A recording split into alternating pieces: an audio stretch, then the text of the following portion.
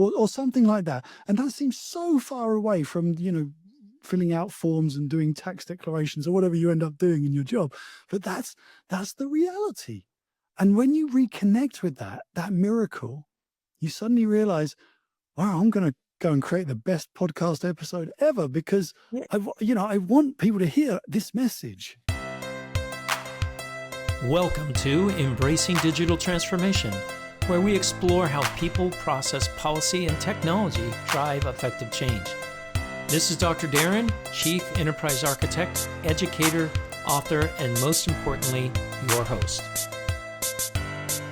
On this episode, Embracing Change, How to Stay Relevant and Avoid Obsolescence, with change expert Alister Frost, a motivational speaker and author of Ready Already. Alister, welcome to the show. Well, thank you for having me. I'm looking forward to talking about change and obsolescence and all those things. Oh, it's going to be a killer show, I can already tell. But before we get started, everyone that listens to my show knows that I only have superheroes on my show, and every superhero has a background story, an origin story. So, Alister, what's your origin story? Oh my word, my origin story. Well, it's quite. I started off. I wanted to be a marketing guy. I wanted to make adverts. That's what I always dreamt of doing. And I learned that at university. And I joined a company called Kimberly Clark, and they make bathroom tissue, as you may call it, or toilet tissue over here in the UK, and Kleenex and Huggies, and lots of products like that. And that was a wonderful time. And then I did but armed with all this deep, intense knowledge of manufacturing and grocery distribution and so on, I did the most logical thing I could think of, and I joined Microsoft in the technology sector. And I'm to this day, I think I'm probably the only person who's ever attempted to go from soft toilet tissue to software. It was one hell of a learning curve. But that made me who I am, I think. It gave me the resiliency because I really had to dig in to make sense of the tech sector and go through that transformation. Well, that's quite a big change, because you went from highly commoditized manufacturing, right? I mean, you actually manufacture something real, to Microsoft, where you produce one product and it's distributed everywhere easily. So that's a very different model. And even the marketing's got to be completely different. Well, it was interesting. I was brought in at the time when Microsoft really was shifting from, frankly, just taking orders. People were throwing money at it, to there being real competition, and they were starting to have to make orders. And so it needed to learn about this thing called marketing. What is that? How do you do it? And now many would argue that Microsoft to this day has not quite got its head around it. But Microsoft at the time brought in a number of people like me from industry to bring a different perspective and to show it how to build brands, how to run campaigns, how to manage things in a different way. So it's a really interesting time to join the organization. But boy, yeah, it's very different. But the fundamentals of understanding your audience and doing what's right for them are the same. They're universal. Well, that's right. Do you think that kind of shaped who you are today as kind of a change evangelist? Because you had to do that in a very large company with a lot of money and a lot of culture. It must have been difficult. Well, it was the most, yeah, I do think, I didn't realize it at the time because I was just head down trying to survive, frankly. But looking back, it probably was the most transformative and character building experience of my life, because I went from, as you say, commodity manufacturing of products, where very much the philosophy was, if it ain't broke, don't fix it, right? Keep running the machines, make the money. It's a good product, tweaks here and there, but fundamentally manage this big ship and keep it going in a straight line. And then I got to Microsoft, and that's where Bill Gates at the time was pushing the message, trying to get the world to realize that things are speeding up. And he said at the time, it was a Marshall McLuhan line that I quote in my book. He said, "Today, if something works, it's obsolete." And that shook me to the core, because suddenly I thought, what? No, everything's fine. Just keep going. And then I realized, no, everything is obsolete. Everything we do, everything we know, every process, it can all be improved in some way now because someone's figured out a better way. We just haven't got there yet. So that's what was really shaped me as a thought Well, a thinker around change is that how do we do change? How do we keep up and not become obsolete? I like that. I like that kind of mentality because yeah, if we just stand still, we become obsolete. We become Mm, irrelevant. mm. Well, Um, some people find it really threatening, that concept, because they've got a lot invested in their careers.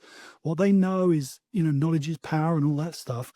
And to sort of accept that actually it's no longer fit for purpose, it can all be done better by somebody else is really tough. But you know what? When I realized the permission it gave me to question everything and to try to look for improvements everywhere, it brought me back to life because suddenly, actually, yeah, if it's all up, if nothing here is perfect, crikey, I've got so many opportunities. Where do I start? And I found that really empowering. but isn't that kind of, from an individual point of view, isn't that risky as well? There's a lot of risk involved in that, right? I mean, when you're disrupting the apple cart, Mm. you know, This is it, the fundamental thing, and this is why I believe that people don't actually resist change. We're really good at change. We're human beings. Look at us. We're running the planet. No, there's no other creature doing it. So yeah, that's true. we're really good at change, but we only change when we want to change, and we only put in the extra effort that's needed to create something brilliant when we have a reason to do so. So the risk actually, all the studies confirm this. When we look at change and we think, oh, this is another change, and some people seem to be resisting it or fighting back, actually, it's the fear of loss that's the greatest driver in all of that. It's the fear of Interesting. losing your status, losing your experience, losing, the safety net of your current existence, your comfort zone, and that's what we worry about, and it's a natural human instinct to sort of think, oh no, I don't want to learn something new.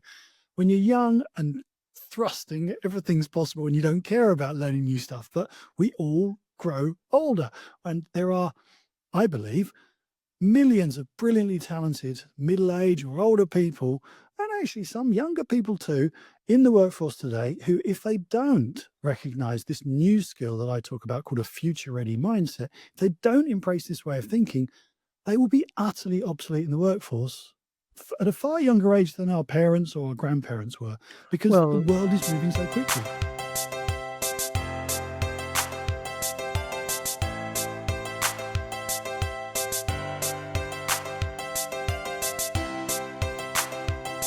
yeah, it's moving much faster now than it did when we were younger. And when I was in Silicon Valley in the dot-com boom, you didn't stay at the same company for more than, a year, maybe. And they talked about, "Oh, how long have you been here?" Months. No one ever talked years back then. But I noticed the older I've gotten, the more established that I use the word established. I think the word is chicken. The more chicken I've become, right? I'm afraid, right? Hey, I've got things figured out. I don't want to disrupt things because I'm doing well in my career where I'm at. Why take that uncomfort Mm, uncomfortableness? it's And how do I deeply get over uncomfortable. that? How Mm. do I get over that so The that I truth is, can feel comfortable making bold moves and things like that? yeah. But there's also a biological thing at play, and the plasticity of our brain shifts over time. Our ability to learn, our desire to learn, our capacity to retain new information, it diminishes with time. So please don't. I don't really want to get into like an age-related debate. It's not that at But all. but but it It's is. But it but it is. does affect all of us. That as we gain experience in the past, previous generations, once they got their experience, once they were a certain level of seniority, they pretty much could cruise at that level and make more and more money or more and more status, whatever they wanted, within reason. These days, that doesn't happen because unless you're keeping yourself on the edge, keeping yourself at the forefront of thinking, you're everything outside of your comfort zone is changing all the time. So the minute you rest in your comfort zone, you are the problem. You are stuck where you've chosen to be. And that's the difference. Great. That's Now why we need this skill.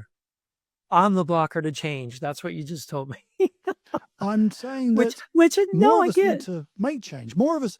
that many of us wait for change, or we moan about change when it arrives. It's like, oh, there's another new AI thing I've got to learn about. Oh my goodness, off we go again.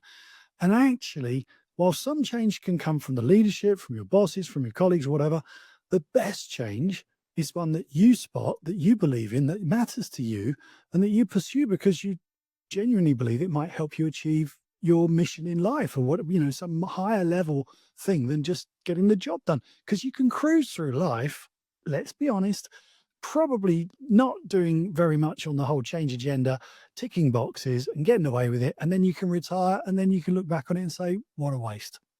Could I have done more? And you could. But we had that choice in the past. I don't think we have that choice, because you're going to get found out if you're not thinking about what's next. Okay, so I love this message, and I think it's a great message to get out to individuals. And I kind of joke because I am a change agent. I cause a lot Yeah, of of course. disruption at work. Everyone knows that about me. But there is that feeling like, let's just, hey, let's take it easy and coast, right? Because like you said, I've built up enough experience. I know how to get my job done much more effectively and efficiently than I did it early in my career, all these things. How do I then, as a manager, let's talk about managers and executives, Mhm. how do I foster this culture of change in my organization? So Because, the first thing that comes immediately to mind is to accept, if you're a manager or a leader or whatever level you are, or even just somebody that people look up to, is to have the humility to say, I don't have the answers. Stop looking to me to lead you with the certainty. I will create a culture and an environment where we can grow together, but I am just as confused about what's going on as everybody else. There is a lot there. That's a really hard humility lesson for a lot of people who are people managers at some level, because they got to that status and they kind of carry this thing that says they know more than their team. They don't. I didn't yeah, get better at predicting the future. I don't know about you. I didn't get better at predicting the future or knowing what was right for the next move as I went up the ranks. If anything, I got worse because I became less attached to reality, more caught up in my cocoon of leadership, and I got worse. So the first thing is to accept that the ideas that will work are very unlikely to come from the top management down. What may work better is if everybody in the team feels empowered to look at their area of responsibility and pick off those things that they wish to influence, that they believe can be better. And they may be quite small things that your team members individually might do. But if everyone in the team makes a small change today, tomorrow, next week, and on we go, before long, lots of small changes equates to a huge amount of big change, far bigger, arguably, than that grand project that the leader might have invented.